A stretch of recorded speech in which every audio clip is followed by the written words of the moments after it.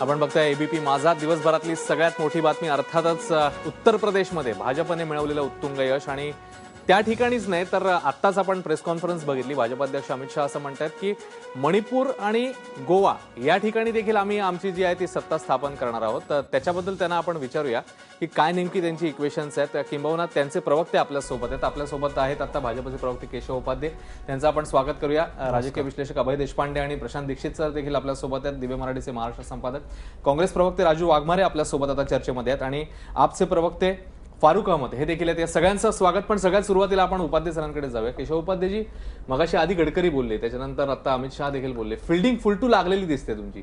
असं आहे की मुळामध्ये गोवा ज्या निवडणुका जाहीर झाल्या आणि त्यावेळेच्या ज्या काही घटना घडल्या होत्या, आपल्या सगळ्यांना घटना माहिती आहेत की संघातल्या काही जणांनी वेगळा पक्ष वगैरे काढला जाऊन आणि त्यानंतरनं अनेकांनी गोव्यातून भाजपला राईट ऑफ केलं होतं की भाजप काही येणारच नाही किंवा भाजप संपणार, अशा पद्धतीची भाषा केली होती. त्याच्यानंतर भारतीय जनता पार्टी पूर्ण ताकदीने उतरली, ज्या काही पडझड झाली होती ती सांभाळण्याचा प्रयत्न केला आणि भारतीय जनता पार्टी आता 15 जागापर्यंत जाईल असं आता चित्र अजून कमी जास्त होऊ शकतं. 13-15 असं काही होऊ शकतं समजा फॉर एक्झाम्पल. पण एक लक्षात घ्या, मगापासून आपण याच्यापूर्वी पण तुम्ही अभ्यास केला असेल, अभय देशपांडेंना माहिती असेल, गोव्यामध्ये हे खरं आहे म्हणजे एक तर सरकार 15 जागावरच एक सरकार आलं होतं आणि ते टिकलं होतं, चाललं होतं, असं नाहीये. त्यामुळे 15, 16, 17, 15 ते 20 जागा म्हणजे मनोहर पर्रिकरांचा जर आपण इतिहास काढलाय, हे आता जे 22 जागा आल्या त्या भारतीय जनता पार्टीला, हे गोव्याच्या स्थापनेपासून तुम्हाला वाटतं की फार रेअर उदाहरण आहे की 22 जागा पूर्ण बहुमताच्या आल्यात आणि त्यावरती सरकार 5 वर्ष चाललं. त्यामुळे 15 ते 20, 17, 18 जागा साधारणतः ॲव्हरेज असायच्या.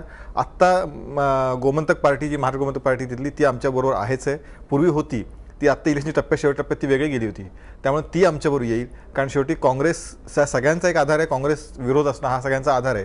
त्यामुळे ते हे पक्ष आमच्यावर येतील आणि त्या आधारावरती आम्हाला विश्वास आहे की त्या ठिकाणी भारतीय जनता पार्टीचा मुख्यमंत्री होईल. ईशान्येतला तर विजय खरोखर म्हणजे भारतीय जनता पार्टीनं ज्यावेळी नरेंद्र मोदींनी शपथ घेतली त्याचवेळी त्यांनी पहिल्यांदा जाहीर केलं होतं की पूर्वोत्तराचा विकास झाल्याशिवाय देशाचा विकास होऊ शकणार नाही, त्यांची घोषणा होती. आणि गेले 2 वर्ष 2.5 वर्ष जाणीवपूर्वक त्या ठिकाणी काम सुरू होतं. रेल्वेचं काम असेल, रस्त्याचं काम असेल, तिथले विकासाचे जे प्रकल्प रखडले होते ते सुरू केले होते. मोठ्या प्रमाणात निधी तिकडे दिला होता. त्याचे परिणाम आपल्याला अरुणाचलमध्ये दिसलं, नागालँडमध्ये, आणि आता हे तिसरं राज्य म्हणजे आता सहज आपण इथं 2 फार ज्येष्ठ पत्रकार बसलेले आहेत ह्याच्यामध्ये. एक सगळ्यात या देशातला बदल जो जाणवतोय तो बदल नमूद केला पाहिजे, सांगितला पाहिजे. 1967 नंतर पहिल्यांदा अशी परिस्थिती उद्भवतीये.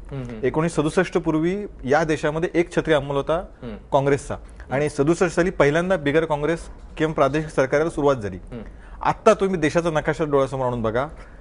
कन्याकुमारी म्हणजे खाली केरळपासून वरती काश्मीरपर्यंत जा, इकडे गुजरातपासून अरुणाचल प्रदेशमध्ये जा, पूर्ण भाजपचा पट्टा दिसतो.